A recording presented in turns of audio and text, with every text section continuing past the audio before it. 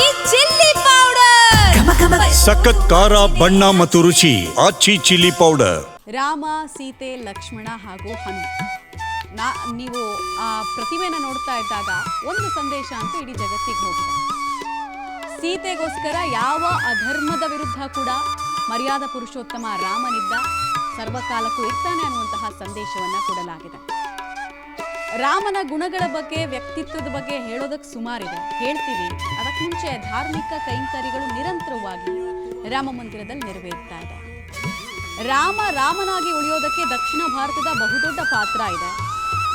ನೀವು ರಾಮನಿಗೆ ಸಹಾಯ ಮಾಡಿದ ಹನುಮಂತ ಎಲ್ಲಿಯವನು ಕೇಳಿದರೆ ನಮ್ಮ ಕರ್ನಾಟಕದವನು. ವಾನರ ಸೇನೆ ಕಿಷ್ಕಿಂಧ. ಸೊ ರಾಮನಾಗಿ ಉಳಿಯೋದಕ್ಕೆ, ಹೆಸರು ಗಳಿಸೋದಕ್ಕೆ ದಕ್ಷಿಣ ಭಾರತದ ಪಾತ್ರ ಬಹಳ ದೊಡ್ಡದು. ಉಡುಪಿಯ ಪೇಜಾವರ ಮಠಾಧೀಶರು ಕೂಡ ಇವತ್ತು ಅಲ್ಲಿ ಇದ್ದಾರೆ. ಕನೆಕ್ಷನ್ಸ್ ಇದಾವೆ. ಇನ್ನು 3 ದಿನಕ್ಕೆ ಉಡುಪಿಗೆ ಆಗಮಿಸ್ತಾ ಇದ್ದಾರೆ ಪ್ರಧಾನಿ ಮೋದಿ ಅವರು. 28ನೇ ತಾರೀಕು ಕೃಷ್ಣನ ಮಠಕ್ಕೆ ಭೇಟಿ ಕೊಡ್ತಾ ಇದ್ದಾರೆ. ಭಗವದ್ಗೀತೆ ಸಮಾವೇಶದಲ್ಲಿ ಪಾಲ್ಗೊಳ್ತಾ ಇದ್ದಾರೆ. ಗೆಸ್ಟ್ಗಳಿದ್ದಾರೆ, ಮಾತಾಡ್ತೀನಿ.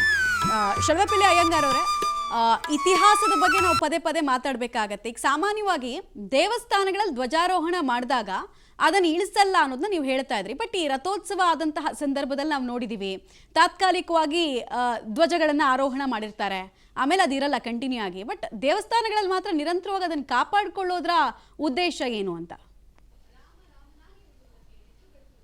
ಅಲ್ಲ, ದೇವಸ್ಥಾನಗಳಲ್ಲಿ ಬಂದಾಗ ಒಂದು ಪಾಯಿಂಟನ್ನ ಹೇಳ್ತಾರೆ. ಯಾವ ದೇವಸ್ಥಾನದಲ್ಲಿ ಧ್ವಜ ಇದೆಯೋ ಆ ದೇವಸ್ಥಾನದ ಧ್ವಜವು ಹಾರಾಡ್ತಾ ಇದ್ರೇನೆ ಆ ದೇಶಕ್ಕೆ ಮತ್ತು ಆ ರಾಷ್ಟ್ರಕ್ಕೆ ಅಭ್ಯುದಯ ಅಂತ. ಈಗ ತಾನೇ ನಾನು ಮಾತಾಡ್ತಾ ನಮ್ಮ ಮಿತ್ರರಿಗೆ, ಅಯೋಧ್ಯೆಯವರಿಗೆ ನಾನು ಹಾಗೇನೆ ಮೆಸೇಜ್ ಹಾಕಿದ್ದೆ, ಅದರದ್ದು ಫುಲ್ ಕ್ರಮ ಕಳಿಸ್ಕೊಡಿ ಅಂತ. ಅದನ್ನ ಕಳಿಸ್ಕೊಟ್ರು ನನಗೆ. ಇವಾಗ ನಾನು ಅದನ್ನ ನೋಡ್ತಾ ಇದ್ದೆ. ಇವಾಗ ಅದರಲ್ಲಿ ಏನಿದೆ ಅಂದ್ರೆ, ಈ ರಾಜ್ಯದ ರಾಷ್ಟ್ರದ ಅಭ್ಯುದಯಕ್ಕಾಗಿ ಈ ಧ್ವಜ ಚೆನ್ನಾಗಿ ಹಾರಾಡಿದ್ರೆ ಇಲ್ಲಿ ಒಳ್ಳೆ ಸಂತಾನಗಳು ಬರಲಿ, ಬೆಳೆ ಬರಲಿ, ಮಳೆ ಬರಲಿ, ಶತ್ರುಗಳ ಉಪಟಳ ಇಲ್ಲದೆ ಇರಲಿ ಅಂತಾನೆ ಸಂಕಲ್ಪ ಇವತ್ತು ಅಯೋಧ್ಯೆಯಲ್ಲಿ. ಹಾಗೆ ಮಾಡಿನೇ ಮಾಡಿರೋದು. ಹಾಗಾಗಿ ದೇವಸ್ಥಾನದ ಮೇಲಿರುವ ಧ್ವಜ ಹಾರಾಡ್ತಾ ಇದ್ರೆ, ನಾನು ಈಗಾಗಲೇ ಸಂಹಿತೆಯ 42ನೇ ಅಧ್ಯಾಯದಲ್ಲಿ ಅದು ಶತ್ರುಗಳಿಗೆ ಒಂದು ರೀತಿಯ ಭಯವನ್ನು ಉಂಟು ಮಾಡುತ್ತೆ ಅನ್ನೋದಕ್ಕೋಸ್ಕರ ದೇವಾಲಯದ ಧ್ವಜ ಯಾವತ್ತೂ ಹಾರಾಡ್ತಾ ಇರಬೇಕು. ಅದು ವಿಜಯ ಮತ್ತು ಸ್ವತಂತ್ರದ ಸಂಕೇತ. ಅಂದ್ರೆ ಧ್ವಜ ಎಷ್ಟು ನಲಿತಾ ಇರುತ್ತೋ ಅಷ್ಟು ಸ್ವತಂತ್ರ ಮತ್ತು ಸಮೃದ್ಧಿಯ ಸಂಕೇತ. ಹಾಗಾಗಿ ದೇವಸ್ಥಾನದ ಧ್ವಜಗಳನ್ನ ಇಳಿಸೋದಿಲ್ಲ. ಆದರೆ ಇಳಿಸೋದಿಲ್ಲ ಅಂತಂದ್ರೆ ಒಂದೇ ಧ್ವಜವನ್ನೇ, ಬಟ್ಟೆಯಿಂದ ಮಾಡಿದ ಧ್ವಜವನ್ನೇ 106 ವರ್ಷ ಇಟ್ಕೊಳಕ್ಕಾಗತ್ತಾ? ಅದು ಅಸಾಧ್ಯವಿಲ್ಲ. ಅದಕ್ಕಾಗಿ ಒಂದು ನಿಯತವಾದ ದಿನಗಳನ್ನು ಇಟ್ಕೊಂಡಿದ್ದಾರೆ. ಇಷ್ಟು ದಿನಕ್ಕೊಂದ್ಸಲ ಅದನ್ನ ಬದಲಾವಣೆ ಮಾಡಬೇಕು ಅಂತ ಇಟ್ಕೋತಾರೆ. ಅದು ಪೂಜೆ ಮಾಡುವಾಗಲೇ ಸಂಕಲ್ಪ ಆಗುತ್ತೆ. ಇವಾಗ ಪೂರಿ ಜಗನ್ನಾಥ ಟೆಂಪಲ್ ಅಲ್ಲಿ ಎವ್ರಿ ಡೇ ಚೇಂಜ್ ಮಾಡ್ತಾರೆ, ಪ್ರತಿ ದಿನ ಬದಲಾವಣೆ ಮಾಡ್ತಾರೆ. ದ್ವಾರಕಾಧೀಶನ ದೇವಸ್ಥಾನದಲ್ಲಿ ಬೇರೆ ಬೇರೆ ಕಾಲಗಳಲ್ಲಿ ಮಾಡ್ತಾರೆ. ಹಾಗೆಯೇ ಇಲ್ಲಿಯೂ ಮುಂದೆ ರಾಮ ಮಂದಿರದಲ್ಲಿ ಕೂಡ ಧ್ವಜವೇ ಇರಲ್ಲ. ಕಾಲ ಕಾಲಕ್ಕೆ ಆ ಧ್ವಜವನ್ನ ಇಳಿಸಿ ಬೇರೆ ಧ್ವಜವನ್ನ ಇಳಿಸೋದು ಅಂತಂದ್ರೆ ಒಂದು ಗಂಟೆ ಕಾಲ ಅದನ್ನ ಬಿಚ್ಚಿ ಬೇರೆ ಬಟ್ಟೆಯನ್ನ ಹಾಕ್ತಾರೆ. ಸೊ ಹಾಗಾಗಿ ದೇವಸ್ಥಾನದ ಧ್ವಜ 365 ದಿನಾನು ಹಾರಾಡ್ತಾ ಇರುತ್ತೆ, ಅದನ್ನ ಇಳಿಸೋದಿಲ್ಲ. ಸರಿ ಹಾಗೆ ಸಂಪರ್ಕದಲ್ಲಿರಿ. ಪ್ರಸನ್ನಾಚಾರ್ಯ ಕಟ್ಟಿ ಅವರೇ, ನಾನು ಅಯೋಧ್ಯೆ ದೇವಸ್ಥಾನದ ಬಗ್ಗೆನೇ ನನಗೊಂದು ಧರ್ಮ ಸೂಕ್ಷ್ಮ ಇದ್ದಿದೆ. ಏನಂದರೆ, ಸಾಮಾನ್ಯವಾಗಿ ನೀವು ಯಾವುದೇ ದೊಡ್ಡ ದೇವಸ್ಥಾನ ತಗೊಳ್ಳಿ, ತಿರುಪತಿ ತಗೊಳ್ಳಿ, ಅನಂತ ಪದ್ಮನಾಭ ಸ್ವಾಮಿ ತಗೊಳ್ಳಿ, ಬಿರ್ಲಾ ಟೆಂಪಲ್ಗಳು ತಗೊಳ್ಳಿ, ಎಲ್ಲೂ ಕೂಡ ಮೊದಲ ಮಹಡಿ ಅಂತ ಇರಲ್ಲ. ಯಾಕೆಂದರೆ ಮೊದಲ ಮಹಡಿಯಲ್ಲೊಂದು ವಿಗ್ರಹ, ಅದರ ಕೆಳಗಡೆ ಇನ್ನೊಂದು ಕೆಳಮಹಡಿಯಲ್ಲೊಂದು ವಿಗ್ರಹಗಳು ಇರಲ್ಲ. ಭಕ್ತರು ಮೇಲ್ಹತ್ತಿ ಹೋದಾಗ ಅವರ ಕಾಲಡಿಯಲ್ಲಿ ವಿಗ್ರಹ ಬರುವ ರೀತಿಯಲ್ಲಿ ಯಾವ ವಾಸ್ತುಶಿಲ್ಪಗಳು ಕೂಡ ಇಲ್ಲ. ಆದರೆ ಇಲ್ಲಿ ಅಯೋಧ್ಯೆ ರಾಮ ಮಂದಿರದಲ್ಲಿ ಕೆಳಮಹಡಿಯಲ್ಲಿ ಬಾಲರಾಮ, ಮೇಲ್ಮಹಡಿಯಲ್ಲಿ ಸೀತಾ ಸಮೇತ ರಾಮನ ವಿಗ್ರಹವನ್ನು ಸ್ಥಾಪನೆ ಮಾಡಿದ್ದಾರೆ. ಯಾಕಿದು ಅಂತ? ಇಲ್ಲಿ ನಾವು ಭಗವಂತನನ್ನು ಚಿಂತನೆ ಮಾಡುವಾಗ, ಅಂದರೆ ಇಲ್ಲಿ ಸಾಂದರ್ಭಿಕವಾಗಿ ಮಾತ್ರ ನಾವು ವಿಚಾರ ಮಾಡಲಿಕ್ಕೆ ಸಾಧ್ಯವೇ ಹೊರತು, ಬಹಳ ಶಾಸ್ತ್ರೀಯವಾಗಿ ನಾವು ಹೊರಟಾಗ ಈ ತರಹದ ಪರಿಕಲ್ಪನೆಗಳು ನಮಗೆ ಅತ್ಯಂತ ವಿರಳ ಎಂಬುದಾಗಿಯೇ ನಾವು ತಿಳಿದುಕೊಳ್ಬಹುದು. ಆ ನಿಟ್ಟಿನಲ್ಲಿ ನೋಡ್ತಕ್ಕಂಥದ್ದಾದರೆ, ಮೊದಲು ಮಾಡಿದ್ದೇ ಬಾಲರಾಮನ ಪ್ರತಿಷ್ಠಾಪನೆಯನ್ನು. ಇಲ್ಲೂ ಕೂಡ ನೀವು ಹೇಳಿದ ಹಾಗೆ, ಅಂದರೆ ನೀವು ಅರ್ಥೈಸಿಕೊಂಡ ಹಾಗೆ ಏನಾಗಿದೆ ಅಂತಂದರೆ, ಕೆಳಗಡೆ ಬಾಲರಾಮನ ಗರ್ಭಗೃಹದ ಮೇಲೆ ಭಕ್ತರು ಓಡಾಡದೇ ಇರುವ ಹಾಗೆ ಇಲ್ಲೂ ವ್ಯವಸ್ಥೆ ಮಾಡಲಾಗಿದೆ ಎಂಬುವ ಪರಿಪೂರ್ಣವಾದ ಸುಸ್ಪಷ್ಟವಾದ ಮಾಹಿತಿ ನಮಗಿದೆ. ಕೇವಲ ಅಲ್ಲಿ ರಾಮ ದರ್ಬಾರ್ ಅಂತ ಬಂದಾಗ, ಆ ಏನು ಕೆಳಗಡೆ ರಾಮನ ವಿಗ್ರಹವನ್ನು ಪ್ರತಿಷ್ಠಾಪನೆ ಮಾಡಿರ್ತಾರೋ ಅದನ್ನು ಒಂದು ಮೂಲಾಧಾರವಾದಂತಹ ಸ್ಥಳ ಅಂತ ಕರೆಯಲಾಗ್ತದೆ.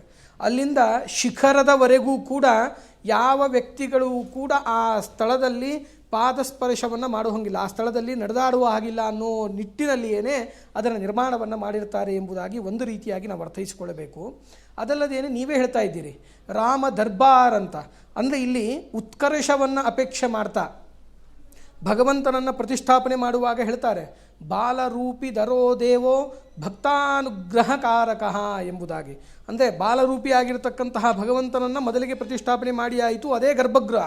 ಇವಾಗ ನಾವು ಅರ್ಥೈಸಿಕೊಳ್ಬೇಕಾದದ್ದೇನು ಅಂತಂದರೆ ರಾಮ ದರ್ಬಾರನ್ನು ಮಾಡುವಾಗ, ದೇಶವನ್ನು ಸುಭಿಕ್ಷವಾಗಿ ನೋಡಿಕೊಳ್ಳುವಾಗ ಉತ್ಕರ್ಷಪ್ರಾಯವಾಗಿ ಅತ್ಯಂತ ಉನ್ನತ ಸ್ಥಾನದಲ್ಲಿ ಉನ್ನತ ಮಟ್ಟದಲ್ಲಿ ಇರ್ತಾನೆ ಎಂಬುದಾಗಿ ಅರ್ಥೈಸಿಕೊಳ್ಳುವುದಕ್ಕಾಗಿಯೇ ಅದನ್ನು ಮೊದಲ ಮಹಡಿಯಲ್ಲಿ, ಅಂದರೆ ರಾಜ ಭಗವಂತ ನಮ್ಮ ಸ್ವಾಮಿ ನಮ್ಮ ಒಡೆಯ ಮಮ ಸ್ವಾಮಿ ಹರಿರ್ನಿತ್ಯಂ ಸರ್ವಸ್ಯ ಪತಿರೇವಚ ಎಂಬುದಾಗಿ ಹೇಳಿದ ಹಾಗೆ ಅವನು ಎಲ್ಲ ಭಕ್ತರಿಗೂ ಕೂಡ ಅತ್ಯಂತ ಸುಲಭವಾಗಿ ರಾಜ್ಯಭಾರವನ್ನು ಮಾಡುವ ವೈಖರಿಯನ್ನು ತೋರಿಸುವುದಕ್ಕಾಗಿ ಭಕ್ತರ ಮೇಲೆ ಅನುಗ್ರಹ ಮಾಡುವ ಆಕಾಂಕ್ಷೆಯಿಂದ ಅದನ್ನೇ ಭಕ್ತಾನುಗ್ರಹಾಕಾಂಕ್ಷಿ ಅಂತ ಕರೀತಾನೆ.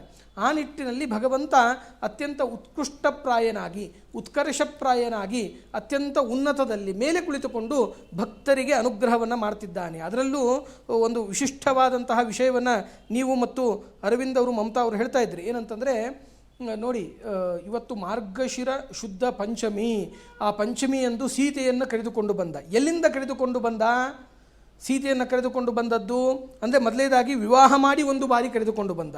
ತದನಂತರದಲ್ಲಿ ಅಪಹರಣ ಆದಾಗ ಏನಾಗ್ತಾ ಇದೆ ಅಂತಂದರೆ ಅಧರ್ಮದ ಕೈಯಲ್ಲಿ ಸಿಕ್ಕಿರ್ತಕ್ಕಂತಹ ಒಬ್ಬ ಸ್ತ್ರೀಯನ್ನು ಅಧರ್ಮದ ವ್ಯಕ್ತಿಗಳ ಕೈಯಲ್ಲಿ ಅಧರ್ಮದ ಸ್ಥಳದಲ್ಲಿ ಕೆಲವೊಂದಿಷ್ಟು ಪ್ರಸಂಗದಲ್ಲಿ ಅಧಾರ್ಮಿಕವಾಗಿ ಶಾಸ್ತ್ರ ವಿರುದ್ಧವಾಗಿ ಒಬ್ಬ ಸ್ತ್ರೀ ಎಲ್ಲಿ ಇರಬಾರ್ದು ಅಲ್ಲಿದ್ಲು, ಅಲ್ಲಿಂದ ಸ್ತ್ರೀಯನ್ನು ಕರೆದುಕೊಂಡು ಬಂದು ರಾಮ ಮಾಡಿದ್ದು ಒಂದು ವಿಶಿಷ್ಟವಾದಂತಹ ದರ್ಬಾರನ್ನು. ಅಂದರೆ ಸ್ತ್ರೀಯರಿಗೆ ಎಲ್ಲೆಲ್ಲಿ ಸಮಸ್ಯೆ ಆಗ್ತದೋ ಆ ಎಲ್ಲ ಸ್ತ್ರೀಯರನ್ನು ಒಂದು ರೂಪದಲ್ಲಿ ನಾವು ಹೊರಗಡೆ ಕರೆದುಕೊಂಡು ಬಂದು ಅಧರ್ಮದಿಂದ ಅನ್ಯಾಯದಿಂದ ಮತ್ತು ಅಪವಾದಗಳಿಂದ ವಿಶಿಷ್ಟವಾಗಿ ದುಃಖದ ಖೇದದ ಪ್ರಸಂಗದಿಂದ ಹೊರಗಡೆ ಕರೆದುಕೊಂಡು ಬಂದು ಉತ್ಕೃಷ್ಟವಾಗಿ ಉತ್ಕರ್ಷನಾಗಿ ಅತ್ಯಂತ ಉನ್ನತ ಸ್ಥಾನದಲ್ಲಿ ಅವರನ್ನು ಕರೆದುಕೊಂಡು ಬಂದು ಕೂಡಿಸ್ತೇನೆ ಎಂಬುದಾಗಿ ತೋರಿಸುವುದಕ್ಕಾಗಿಯೂ ಕೂಡ ಒಂದು ನಿಯಮ ಉಂಟು ಶಾಸ್ತ್ರದಲ್ಲಿ. ಪುರುಷರಲ್ಲಿ ಭಗವಂತನ ಸನ್ನಿಧಾನ, ಸ್ತ್ರೀಯರದಲ್ಲಿ ಮಹಾತಾಯಿಯಾದಂತಹ ಮಹಾಮಾತೆಯರ ಭಗವದ್ರೂಪಗಳು, ಮಹಾಮಾತೆಯರ ರೂಪಗಳಂತ ಏನುಂಟೋ ಆ ಲಕ್ಷ್ಮೀ ಸನ್ನಿಧಾನ ವಿಶಿಷ್ಟವಾಗಿ ಇರ್ತದೆ ಅಂತ. ಯತ್ರ ನಾರ್ಯಸ್ತು ಪೂಜ್ಯಂತೆ ರಮಂತೆ ತತ್ರ ದೇವತಾಹ ಎಂಬುದಾಗಿ ಹೇಳ್ತಾ ಇದ್ದಾರೆ ವಿಶೇಷವಾಗಿ. ಆ ನಿಟ್ಟಿನಲ್ಲಿ ಆ ಎಲ್ಲ ವಿಜಯದ ಸಂಕೇತ ದುಃಖ ದಾರಿದ್ರ್ಯಗಳನ್ನು ಧ್ವಂಸ ಮಾಡಿ ಸ್ತ್ರೀಯರಿಗೆ ಸಂರಕ್ಷಣೆ ಮಾಡ್ತೇನೆ ಅಂತ ತಿಳಿಸುವುದಕ್ಕಾಗಿಯೇ ಭಗವಂತ ಮೊದಲ ಮಹಡಿಯಲ್ಲಿದ್ದಾನೆ ಎಂಬುದಾಗಿ ನಾವು ವಿಶೇಷವಾಗಿ ಅರ್ಥ ಮಾಡಿಕೊಳ್ಳಬಹುದು. ಆದರೆ ಒಂದು ಸ್ಪಷ್ಟವಾಗಿ ತಿಳಿದುಕೊಳ್ಬೇಕಾದದ್ದು ಏನಂದರೆ, ನೀವು ಹೇಳಿದ ಹಾಗೆ ಕೆಳಗಡೆ ಇರತಕ್ಕಂತಹ ಬಾಲರಾಮನ ಏನೊಂದು ಆವರಣ ಉಂಟು, ಬಾಲರಾಮನ ಪ್ರತಿಮೆಯನ್ನು ಪ್ರತಿಷ್ಠಾಪನೆ ಮಾಡಿರೋ ಆವರಣದ ಮೇಲೆ ಯಾವತ್ತೂ ಕೂಡ ಯಾರೂ ಪಾದಸ್ಪರ್ಶ ಮಾಡದೇ ಇರೋ ಥರ ಸುವ್ಯವಸ್ಥೆ ಅಂತಕ್ಕಂಥದ್ದು ಅಲ್ಲಿ ಖಚಿತವಾಗಿ ಆಗಿದೆ ಎಂಬುದಾಗಿ ನಾವು ಪಬ್ಲಿಕ್ ಟಿವಿ ಮುಖಾಂತರವಾಗಿ ಎಲ್ಲ ಪಬ್ಲಿಕ್ಗೆ ತಿಳಿಸ್ತಾ ಇದ್ದೇವೆ. ಗುರುಗಳೇ, ಹಾಗೆ ಸಂಪರ್ಕದಲ್ಲಿರಿ. ನಾನು ಕೊನೆಯದಾಗ ಒಂದು ರಿಯಾಕ್ಷನ್ ತಗೊಂಡ್ಬಿಡ್ತೀನಿ ಶೆಲ್ವಪಿಳ್ಳೆ ಅಯ್ಯಂಗಾರ್ ಅವರಿಂದ. ನಾನು ಈ ಪ್ರಶ್ನೆ ಕೇಳಬಹುದೋ ಹೇಗೋ ಗೊತ್ತಿಲ್ಲ ಸರ್, ಆದರೂ ಕೇಳ್ಬಿಡ್ತೀನಿ ಗುರುಗಳೇ. ಪ್ರಧಾನಿ ಮೋದಿ ಅವರು ಪ್ರಧಾನಿ ಜನಾನೂರಾಗಿ ಅದೆಲ್ಲ ಸೆಕೆಂಡರಿ ಬಿಟ್ಪೂರ್ಣ. ಎಂಥ ಅದೃಷ್ಟವಂತ ಮನುಷ್ಯ ಅಂತಂದರೆ, ಇದೇ ರಾಮ ಮಂದಿರಕ್ಕೆ ಅಡಿಗಲ್ಲನ್ನು ಹಾಕೋದ್ರಿಂದ ಹಿಡಿದು ರಾಮ ಮಂದಿರ ಪರಿಸಮಾಪ್ತಿಯಾಗಿ ಧರ್ಮಧ್ವಜಾರೋಹಣ ಮಾಡೋ ತನಕ ಒಬ್ಬ ವ್ಯಕ್ತಿಗೆ ಸಿಕ್ಕಿರುವ ಅವಕಾಶ ಅದ್ಭುತವಾದದ್ದು. ಆ ನಿಟ್ಟಿನಲ್ಲಿ ದೈವ ಅನುಗ್ರಹ ಅಂತಕ್ಕಂಥದ್ದು ಮೋದಿಗೆ ಸಂಪೂರ್ಣವಾಗಿದೆ ಅಂತ ನಾನು ಅನ್ಕೋತೀನಿ ವೈಯಕ್ತಿಕವಾಗಿ. ತಮ್ಮ ಅಭಿಪ್ರಾಯ ಏನು? ಅರವಿಂದ್ ಜಿ, ನಾನು ಒಂದು ಕ್ಲಾರಿಫಿಕೇಶನ್ ಕೊಟ್ಬಿಟ್ಟಿದ್ದೀನಿ, ಹೇಳ್ಬಿಡ್ತೀನಿ. ನೀವು 3 ಮಹಡಿಯ ದೇವಸ್ಥಾನಗಳು ಚೋಳರ ಕಾಲದಲ್ಲಿ ಮತ್ತು ಪಾಂಡ್ಯರ ಕಾಲದಲ್ಲಿ ಕೂಡ ಇದೆ. ತಿರುಕ್ಕೋಟಿಯೂರು ಅಂತ ಒಂದು ದಿವ್ಯ ದೇಶ ಇದೆ. ಅಲ್ಲಿ 3 ಮಹಡಿಲಿ ಕೆಳಗಡೆ ಒಂದು ದೇವರು, ಮಧ್ಯದಲ್ಲಿ ಒಂದು ದೇವರು, ಮೇಲ್ಗಡೆ ಒಂದು ದೇವರಿದ್ದಾರೆ. ಸೊ ನಮ್ಮ ಕರ್ನಾಟಕ ಮತ್ತು ತಮಿಳುನಾಡಿನ ವಾಸ್ತುವಿನಲ್ಲಿ ಈ ಥರದ ಮಹಡಿಗಳಲ್ಲಿ ದೇವಸ್ಥಾನ ಇರೋದು ಇದೆ ಅಂತ ಅದನ್ನು ಅನ್ಯತಾ ಭಾವಿಸಬಾರ್ದು ನೀವು. ಅದಿದೆ, ಕೆಲವು ಅಪರೂಪದ ಪ್ರಸಂಗಗಳು. ಎರಡನೇದು, ನೀವು ಹೇಳಿದ್ದು ಬಹಳ ಅತ್ಯದ್ಭುತವಾದಂತಹ ಒಂದು ವಿಚಾರ. ಯಾಕೆಂದರೆ ಈ ಒಂದು ಚಳುವಳಿನ ಆರಂಭ ಮಾಡಿ ತಾವೇ ಹೇಳಿದ್ರಿ, ಕರಸೇವಕಪುರಮಲ್ಲಿದ್ದಂತಹ ರಾಮಲಲ್ಲಾ ವಿಗ್ರಹವನ್ನು ಇವತ್ತು ಇಂತಹ ಒಂದು ಭವ್ಯ ಮಂದಿರಕ್ಕೆ ತರುವಾಗ ನೂರಾರು ಜನ, ಸಹಸ್ರಾರು ಜನ ತಮ್ಮದೇ ಆದಂತಹ ರೀತಿಯಲ್ಲಿ ಪ್ರಯತ್ನ ಪಟ್ಟಿದ್ದಾರೆ. ಅವರವರ ಕಾಲದಲ್ಲಿ ಅವರು ಕಷ್ಟಪಟ್ಟಿದ್ದಾರೆ. ಆದರೂ ಕೂಡ ಅವರು ಯಾರೂ ಪ್ರತಿಷ್ಠೆಗೆ ಇರೋದಕ್ಕೆ ಆಗಲಿಲ್ಲ. ಆದರೆ ಪ್ರಧಾನಿ ಮೋದಿಯವರು ಇದನ್ನು ಭೂಮಿ ಪೂಜೆಯನ್ನು ನೆರವೇರಿಸಿದ್ರು, ರಾಮ ಮಂದಿರದ ರಾಮಲಲ್ಲಾ ಪ್ರಾಣ ಪ್ರತಿಷ್ಠೆಯನ್ನು ನೆರವೇರಿಸಿದ್ರು, ಮತ್ತು ಈಗ ಧರ್ಮಧ್ವಜ ಸ್ಥಾಪನೆಯನ್ನು ಕೂಡ ಮಾಡ್ತಾ ಇದ್ದಾರೆ. ಈ ಕಾಲಘಟ್ಟದಲ್ಲಿ ಅವರಿದ್ದಾರೆ, ದೊಡ್ಡವರು. ಇವಾಗ ಲಾಲ್ ಕೃಷ್ಣ ಅಡ್ವಾಣಿಯವರು ಇದನ್ನು ಆರಂಭಿಸಿದ್ರು, ವಾಜಪೇಯಿಯವರಿದ್ದರು, ಇನ್ನು ಮಹಂತರು. ಇವಾಗ ಮಹಂತರು ಇದನ್ನು ರಾಮಾನಂದಿ ಸಂಪ್ರದಾಯದ ಮಹಂತರು, ಪಾಪ ಗೋಪಾಲ ನೃತ್ಯ ದಾಸು ಅವರಿದ್ದರು. ಅವರು ಯಾರಿಗೂ ಸಿಗದೇ ಇರುವಂತಹ ಒಂದು ಭಾಗ್ಯ ಇವತ್ತು ಮೋದಿಯವರಿಗೆ ಸಿಗ್ತಾ ಇದೆ ಅಂತಂದರೆ ನಮ್ಮ ಶಾಸ್ತ್ರಗಳ ಪ್ರಕಾರ ಇದನ್ನು ಕಾಕತಾಳೀಯ ಅಂತ ನಾವು ಭಾವಿಸೋದಿಲ್ಲ. ತಾವು ಹೇಳಿದ್ದು ಅತ್ಯಂತ ಸರಿಯಾಗಿದೆ, ಸಮಂಜಸವಾಗಿದೆ. ಪೂರ್ವ ಪುಣ್ಯದ ಕಾರಣದಿಂದ, ಯಾವುದೋ ಒಂದು ವಿಶೇಷವಾದ ಕಾರಣದಿಂದಾನೇ ಅವರು ಈ ಮೂರಕ್ಕೂ ಅವ್ರಿಗೆ ಅವಕಾಶ ಸಿಕ್ಕಿದೆ. ಒಂದು ಮಾತು ಹೇಳ್ಬಿಡ್ತೀನಿ, ಎಷ್ಟೋ ಸಲ ನಾವು ರಾಜಕೀಯ ಪಕ್ಷಗಳ ಲೆಕ್ಕಾಚಾರದಲ್ಲಿ ನೋಡ್ತೀವಿ, ಪಕ್ಷಾತೀತವಾಗಿಯೂ ನಾವು ಕೆಲವು ವಿಚಾರಗಳನ್ನು ಒಪ್ಕೋಬೇಕು, ಅದು ಮೋದಿಯವರಿಗೆ ಸಿದ್ಧಿಸಿದೆ ಅನ್ನೋದಷ್ಟೇ ಸತ್ಯ. ಓಕೆ ಶೆಲೋಪಿಳ್ಳೆ ಅಯ್ಯಂಗಾರ್ ಅವರೇ ಧನ್ಯವಾದ. ಇಷ್ಟೊತ್ತು ಪಬ್ಲಿಕ್ ಟಿವಿನಲ್ಲಿದ್ದಿರಿ, ಸಾಕಷ್ಟು ವಿಚಾರಗಳು ತಿಳಿಸ್ಕೊಟ್ರಿ. Thank you very much.